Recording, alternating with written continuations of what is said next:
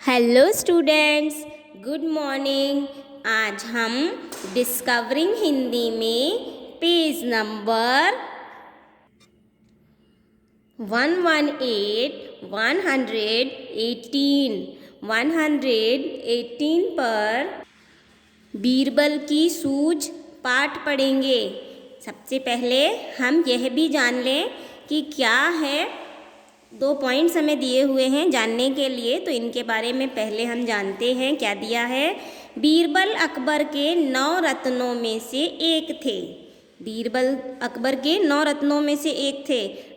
अकबर के पास 9 रत्न थे इनके मंत्रियों के रूप में, उनमें से एक बीरबल भी थे। कवि तानसेन भी अकबर के 9 रत्नों में शामिल थे। वे एक संगीतज्ञ थे। संगीतज्ञ, देखिए हमने संगीतज्ञ नए शब्द में पढ़ा था और इसका अर्थ था संगीत को जानने वाला या जानकार, संगीत का जानकार। कवि तानसेन भी अकबर के 9 रत्नों में शामिल थे। वे एक संगीतज्ञ थे। अकबर के दरबार में बीरबल उनके 9 रत्नों में से एक थे। अकबर बीरबल की सूझबूझ व बुद्धिमानी से बहुत प्रसन्न थे। अकबर के दरबार में बीरबल उनके 9 रत्नों में से एक थे, है ना। ये हमें पता चला ही है, अभी ये हमने पढ़ा था। फिर इसके बाद अकबर जो थे वो बीरबल की सूझबूझ और बुद्धिमानी से बहुत प्रसन्न थे। उन्हें उपाय तरकीब बहुत अच्छे से आती थी। हर चीज़ का, हर परेशानी का समाधान वो बड़ी ही चालाकी से निकाल लेते थे। बीरबल अपनी सूझबूझ से हर समस्या का हल खोज ही लेते थे। क्या करते थे वो? उनकी जो सूझबूझ थी, उनकी बुद्धिमानी थी, उससे वो हर समस्या का हल खोज लेते थे। इस कारण से दरबार के कुछ लोग बीरबल से ईर्ष्या करने लगे थे। अब होता ही है ना ऐसा कि कोई व्यक्ति अगर आगे बढ़ता है, हर चीज़ में निपुण रहता है, तो उससे दूसरे जो लोग रहते हैं वो जलने लग जाते हैं, ईर्ष्या करने लग जाते हैं। तो इसी प्रकार बीरबल के साथ भी हो रहा था।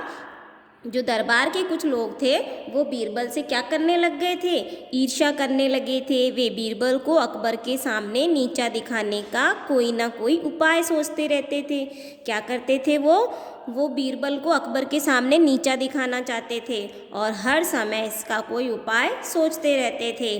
एक दिन अकबर का दरबार लगा था। क्या हुआ? एक दिन अकबर का दरबार लगा हुआ था। बीरबल दरबार होता है जैसे कोर्ट लगती है ना, कोर्ट में राजा बैठा रहता है और फिर चारों तरफ उनके मंत्री, महामंत्री, प्रधानमंत्री वो सारे बैठे रहते हैं। ऐसे दरबार लगा हुआ था। बीरबल सहित सभी दरबारी किसी बात पर चर्चा कर रहे थे। अब इतना बड़ा राज्य था अकबर का, है ना, तो किसी बात को लेकर के चर्चा कर रहे थे। चर्चा करना मतलब बातचीत करना किसी बात के ऊपर। अब देखिए, तभी एक दरबारी उठा और बोला। अब वो लोग चर्चा कर रहे थे, उस समय एक दरबारी उठा। दरबारी कौन होते थे? जो दरबार के बाहर बैठे रहते थे। दरबार के जो दरवाज़ा होता है ये, उसके वहाँ पर बैठे रहते थे। तभी एक दरबारी उठा और बोला, महाराज, आपको बीरबल की सूझबूझ पर बहुत भरोसा है ना?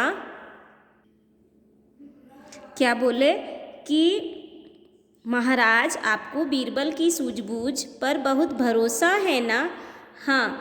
तो अकबर बोले, खुद से भी ज़्यादा।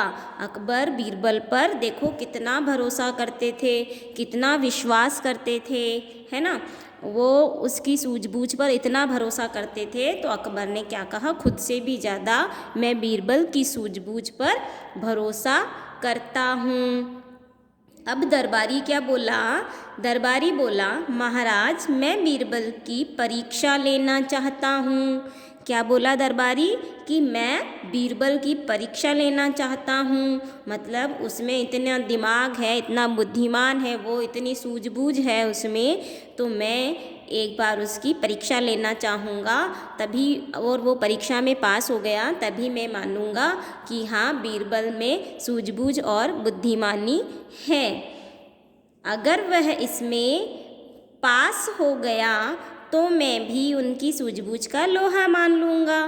दरबारी ने क्या कहा कि मैं पहले तो परीक्षा लूँगा, है ना, फिर उसके बाद अगर वो इस परीक्षा में पास हो जाता है तो मैं भी बीरबल को मान जाऊँगा, उसकी सूझबूझ का लोहा मान लूँगा, पर परीक्षा के बाद। अब देखिए, अकबर बोले लेकिन इसकी कोई आवश्यकता नहीं है, मैं बीरबल की सूझबूझ और बुद्धिमानी से वाकिफ़ हूँ। अकबर ने क्या कहा कि इसकी कोई आवश्यकता नहीं है, बीरबल की कोई परीक्षा लेने की ज़रूरत नहीं है, मैं अच्छे से जानता हूँ, मैं भली प्रकार जानता हूँ कि बीरबल की जो सूझबूझ और बुद्धिमानी है वो सब उसका लोहा मैं मानता हूँ। ठीक है, मैं इस चीज़ से वाकिफ़ हूँ कि बीरबल बुद्धिमान व्यक्ति है, चतुर व्यक्ति है। तो तभी बीरबल बोले मैं परीक्षा के लिए तैयार हूँ, बताओ तुम क्या चाहते हो। अब देखिए, बीरबल बोले और तैयार हो गए